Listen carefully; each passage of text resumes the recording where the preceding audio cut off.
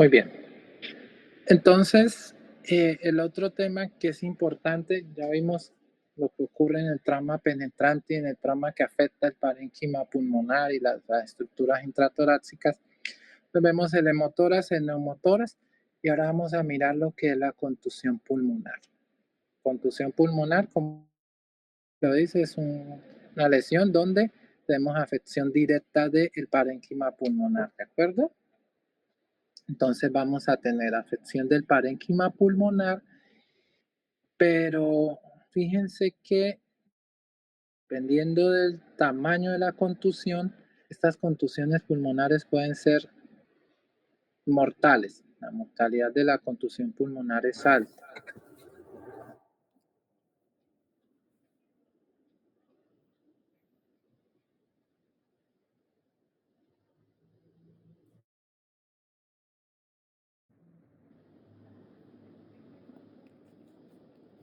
¿Aló? Se ¿Hola? salió, volvió a entrar. Dale. ¿Ya me escuchan? Sí, señor. Ok.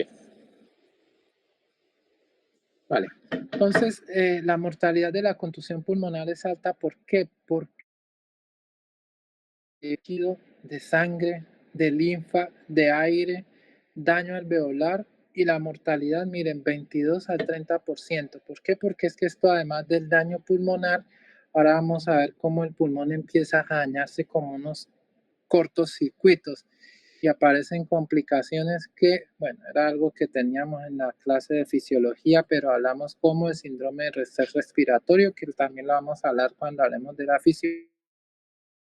Del pulmón termina, para que ustedes me entiendan, dañándose todo por completo, ¿sí? Y miren que las manifestaciones pueden ser mínimas, importante, que se manifiesta incluso con hipoxemia, y ahí es donde tenemos esas mortalidades tan altas. Entonces, ¿qué pasa en la contusión pulmonar? Hay un golpe, un trauma, parénquima pulmonar. Ese daño del parénquima, eso no, ese año es que el resto de la fisiología está en otra clase. Entonces ese año de la parénquima empieza en un solo sector y empieza a comunicar el resto del pulmón. Es decir, vamos a tener una extensión de la lesión que ocurre en un lazo no menos de 6 horas. Y por eso ustedes los pacientes con trauma torácico siempre tienen que observarlo durante no menos de 6 horas. Y ese es el observar a un paciente que decidimos, vea, tuvo un trauma torácico, pero le hicimos la radiografía y no le dimos ni hemotoras, ni neumotoras, ni, ni nada, o sea, como que no tenía nada, pero un trauma importante o fue un trauma penetrante, hay que hacerle una radiografía en 6 horas. Si el trauma penetró, radiografía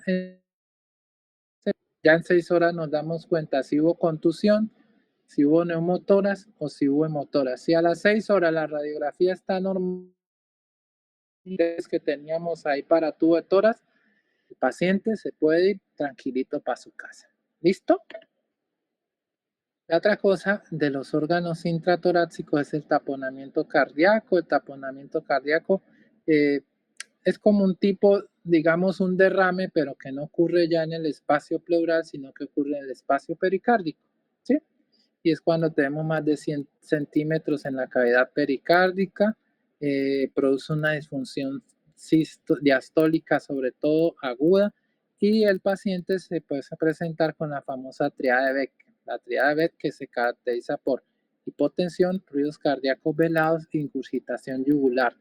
No la vamos a ver siempre, no. Realmente solamente se ve en un 5 al 10% de los pacientes. ¿Por qué se da la hipotensión? Pues por el daño que tiene a nivel miocárdico, por mala función de bomba, porque hay restricción del movimiento. Los ruidos cardíacos ustedes los van a tener velados por la interposición de líquido y la ingurgitación yugular es simplemente por el aumento de esa presión a nivel de las cámaras cardíacas, pero eso no lo van a ver en todos los pacientes, esas tres cosas.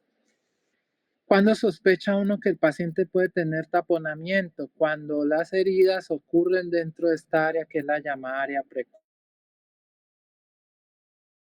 La área precordial que facilita, ustedes la limitan, una línea, prácticamente un cuadrado, una línea que va de línea medio clavicular hasta cuarto espacio intercostal, pasa al otro lado, el contralateral,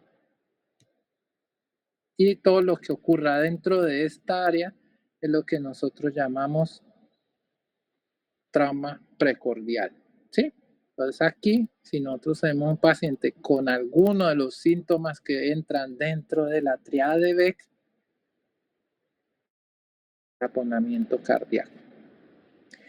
Además, como siempre ya dijimos, los síntomas no son todo paciente que tenga una herida en el área precordial, nosotros debemos descartar presencia de taponamiento cardíaco.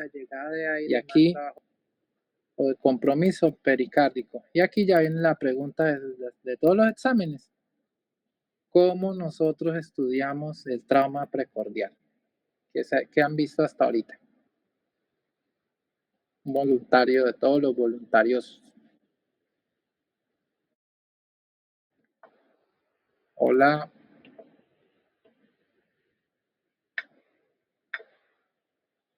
¿Sí me escucharon?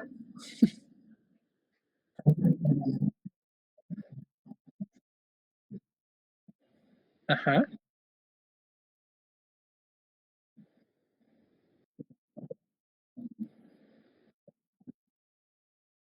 ajá. Bueno, no, pero eso es todo bueno, es que así que me gustan los voluntarios. Un poquito más exacto, el ECOFATS es una cosa, FATS porque el ECOFATS incluye una ecografía que se hace en el abdomen y en el saco pericárdico. Pero sí, la ecografía del saco pericárdico o ecografía que nosotros le llamamos, la pueden pedir ustedes como ecografía subsifoidea. Se pone el traductor, para la próxima clase tengo que traerles esa imagen. Se pone el ecógrafo debajo del sifoides y se mira el espacio pericárdico, si hay líquido o no hay líquido. El radiólogo fácilmente le dice, mire, ¿hay líquido en el saco o no hay líquido en el saco? Si les dice que hay más de 100 centímetros del saco, ustedes ya saben que ese paciente puede hacer un taponamiento y que tiene una herida cardíaca. Y la otra, que dicen de la sonda, es posteriormente ir a puncionar a nivel a ciegas, puncionar debajo del sifoide y aspirar y mirar se sacaba eso, no servía para mucho. Y luego se hizo algo que se llama ventana pericárdica, que es debajo del sifoides. Aquí en este punto, ¿sí ven la flecha? ¿Sí se ve? Sí, Hola. profe. ¿Sí? Bueno, este puntico se hacen las ventanas pericárdicas. La ventana pericárdica se hace una incisión aquí, ¿sí? Se hace en ese punto una incisión y ahí, quítemos esto. Se hace una incisión aquí y luego acá se mira directamente el saco pericárdico. O sea, se abre aquí, el cirujano mira y abre el saco pericárdico y mira si hay sangre ahí. Si sale sangre del saco pericárdico, era ventana positiva, es decir, lesión del corazón.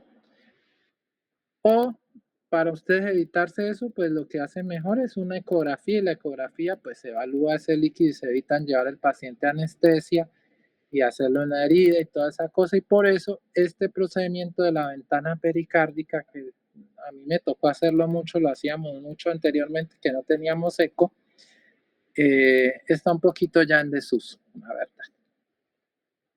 Para terminar, vamos a ver rapidito, porque yo sé que ya están cansados hasta ahora, las lesiones específicas, las heridas de los grandes vasos, y aquí quiero que puntualicemos sobre algo, sobre lo que es el ensanchamiento mediastinal como un elemento para sospechar la lesión de grandes vasos. Recuerden que los grandes vasos son los vasos aórticos y las venas cavas que tenemos ahí a nivel mediastinal. ¿Listo?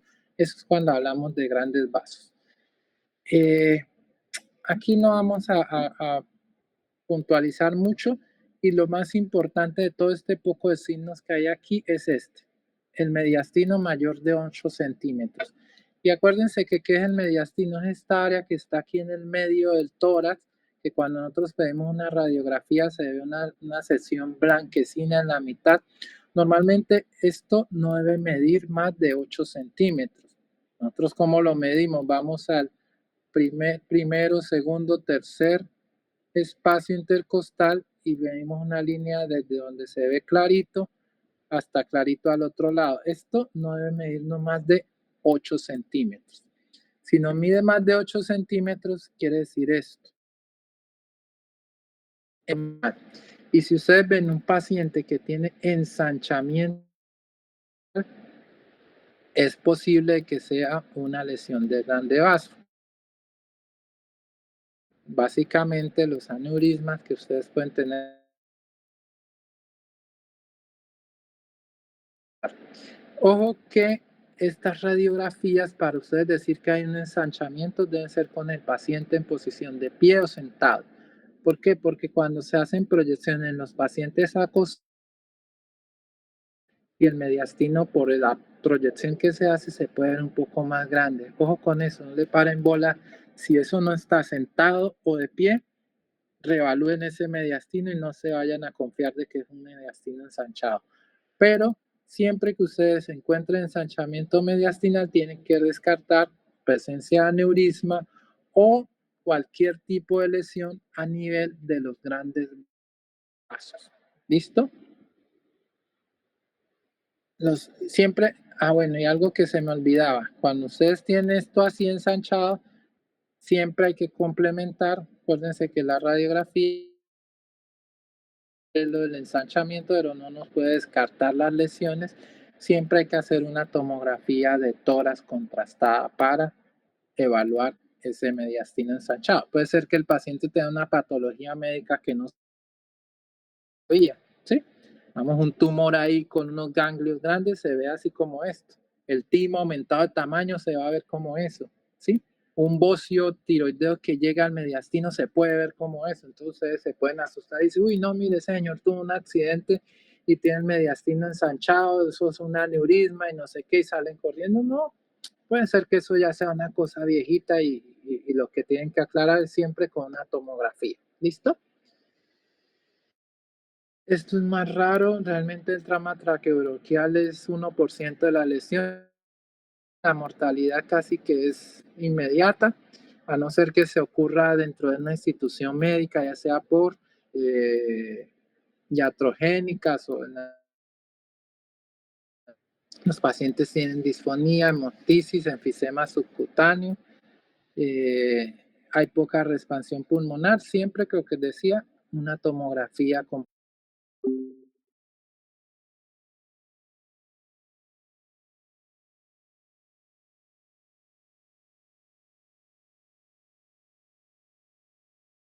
agujas cerca de el mediastino, alcanzó a darle a la tráquea y miren cómo se llenó esto aquí, un enfisema. Si ustedes tocan eso, va a crepitar, van a sentir como si estuviera con burbujas por dentro.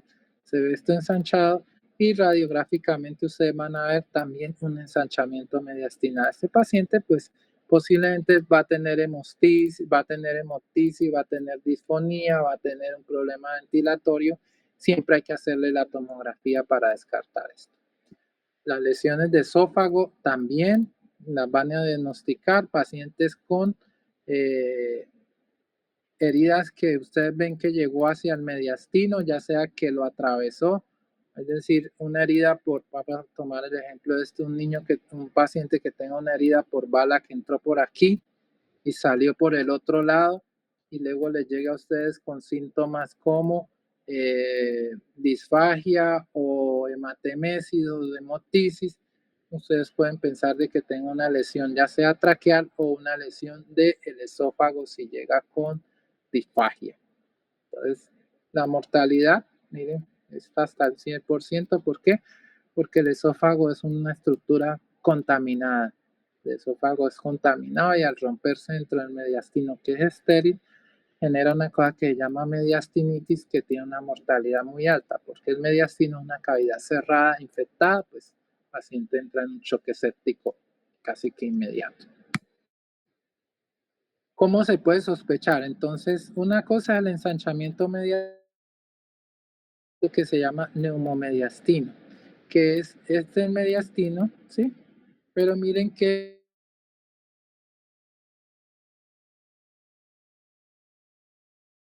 además de tener la línea del pulmón, aparece una línea negra que está como rectificando el borde del mediastino. Miren, aquí se ve más oscura. En el TAC se ve mucho mejor. Tiene neumomediastino. Si tiene neumomediastino, entonces, ¿qué van a pensar? O ruptura esofágica o ruptura traqueal. ¿Cómo saben cuál es la otra? Pues si es del esófago van a tener disfagia, si es de la tráquea pues van a tener hemostisis. ¿Sí?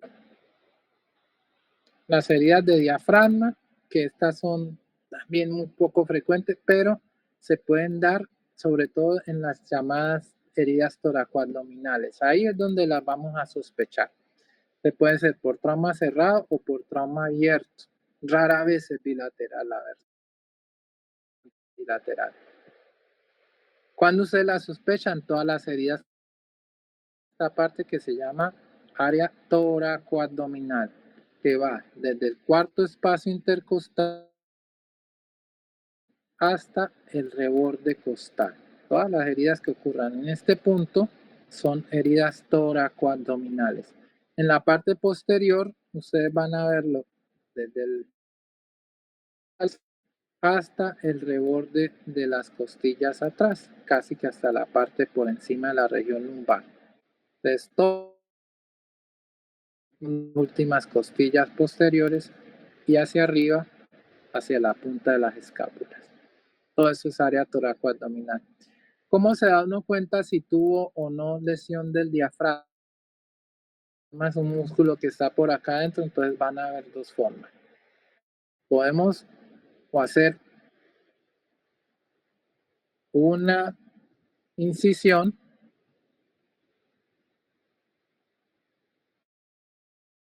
es una laparotomía, para mirar el paciente y mirar el diafragma, o podemos poner una a través del ombligo.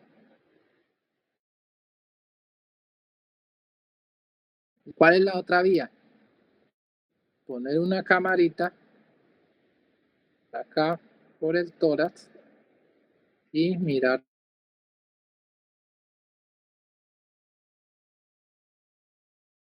Entonces con la cámara miramos aquí. Cuando ponemos, el paciente tiene un tubo de tórax, no es que vamos a abrirle el tórax para meterle la cámara, no. Si el paciente, ustedes van a ponerle la cámara por aquí. Si tiene tubo de tórax, van a poner la cámara por acá, por el huequito donde estaba el tubo. Esta de hacer la herida acá, pues esto es maluco. Que se gana un paciente una cicatriz, una laparotomía. Entonces yo les diría que esto no lo hagan. ¿Listo?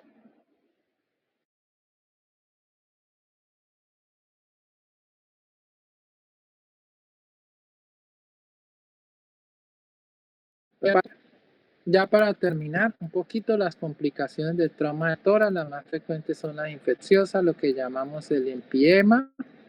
El empiema pues tiene una frecuencia de un 3%, ustedes lo van a ver cuando los pacientes tienen hemotoras coagulado, que queda sangre dentro de la cavidad torácica, entonces se reinfecta este tipo de cosas, tubos de tórax mal manejados también, que llevan la infección dentro de la cavidad torácica.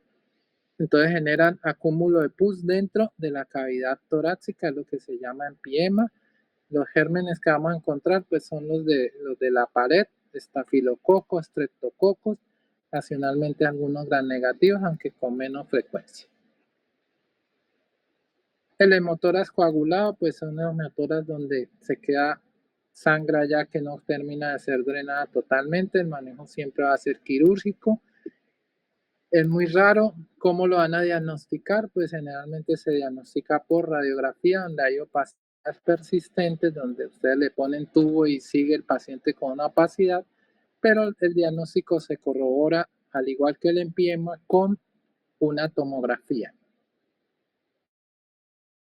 Es que le ponen con un área blanquecina o como si el derrame no se hubiera resuelto, pidan un TAC de tórax. ¿Listo? Las fístulas bronquiopulares son más raras. Estas solamente la dan en cáncer pacientes con UCI. Bronquiales, pues se dan cuando el paciente lleva mucho tiempo intubado, también es de UCI. Y el quilotórax, que vamos a hablar de él un poco mejor, es cuando hay daño a nivel de el conducto torácico, que es ese la sangre, perdón, toda la linfa hacia el tracto venoso se puede dañar y produce un derrame pleural lado izquierdo, que es blanquecino, y de eso hablamos en derrame pleural. Con esto terminamos. No sé si tienen alguna pregunta, alguna duda, o todo quedó muy claro. No. Vale, entonces igual van a seguir viendo trauma de tórax toda la vida aquí en adelante. Cualquier duda, pues entonces las vamos comentando. Y la idea es que de pronto, no sé si con el grupo que estemos ahorita, pero la idea es en los talleres vamos a empezar a ver lo que es cómo funciona el tubo de tórax y cómo funcionan los equipos de tórax. ¿Listo? Estamos esperando es que nos voten eso en el lado. Bueno, chicos, entonces los dejo. Muchas gracias por la atención. Que tengan buena tarde. Gracias, Gracias, profe. Chao. Chao, chao. Gracias, profe. Gracias, profe. Bueno, chao.